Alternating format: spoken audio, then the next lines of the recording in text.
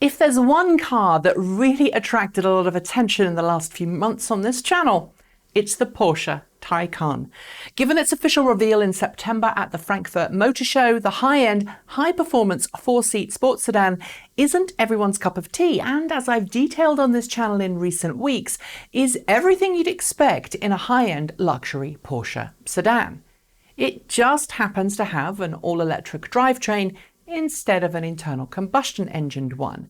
Those who have driven it, I haven't, have raved about its performance characteristics, its build and its handling. They've expressed pleasure with the way in which the car can recharge at up to 270 kilowatts from compatible higher power charging stations. Some have even compared it against the current high-end electric sports sedan champion, the Tesla Model S Performance. And while I don't like comparing the two cars, because I genuinely feel the Porsche Taycan is in a different market to the Model S thanks to its price and just the type of vehicle it is, Porsche has just made it a whole lot easier to compare the two. How?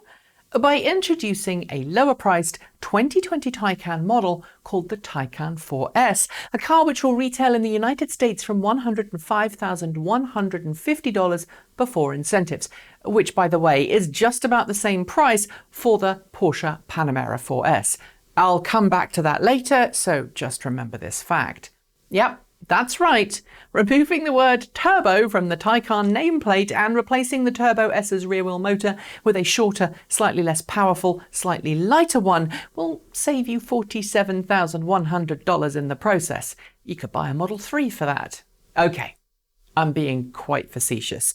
There are other differences. But if you want the style, prestige, interior and heritage of the Taycan for Tesla money, the Taycan 4S might be for you. And I should note here that while we do have photos of this new lower-priced Taycan, we don't have video yet. So the video you are seeing in this video is of the Turbo and Turbo S variants of the Taycan.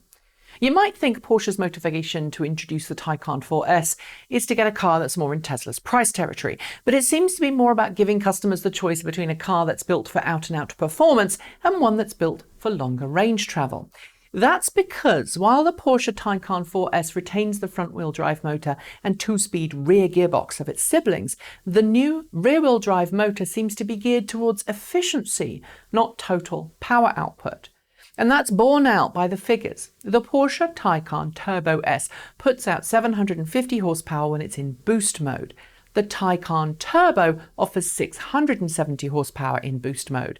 The 4S appears to do away with boost mode altogether, and it maxes out at 522 horsepower, or 563 horsepower, depending on if you pick the 79.2 kilowatt-hour battery pack or the 93.4 kilowatt-hour battery pack.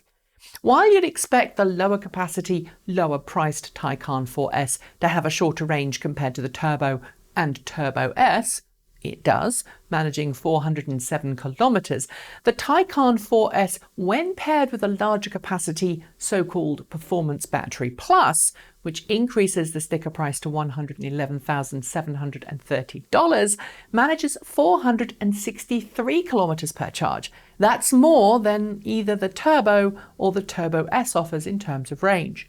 The trade-off? A slower sprint time of 4 seconds. Compared to a Model S Performance and both the Taycan Turbo and Taycan Turbo S, that is slow. But compared to every other electric car out there, well, frankly, that's still darned quick.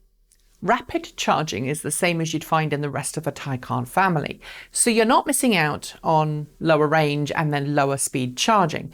50 kilowatt rapid charging is still standard, and you'll have to pay an optional extra, as you do with the rest of the Taycan family, to get 150 kilowatt quick charging. But interestingly, 800 volt quick charging is standard on both of these new lower cost variants, as it is for the Turbo and Turbo S.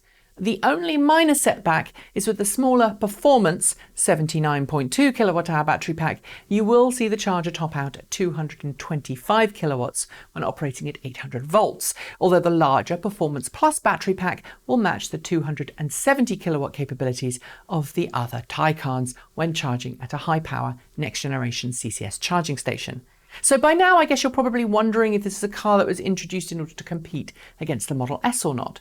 Some of you probably think it is, but I'm still not sure that's the case. It's more expensive than a Model S, and as I've said before, it's a car that was built with a focus on a different set of things to Tesla's legendary sedan. Ultimately, I don't think the Taycan 4S will put people off buying a Model S, and I don't think it's meant to make people want a Taycan instead of a Model S. I think it's just a lower performance variant that follows in the path of many other Porsche models, and this is where it gets interesting. Porsche makes 4S variants of other cars underneath its turbo variants, so why should it not do the same thing with the Taycan? And this leads me to very interesting thoughts.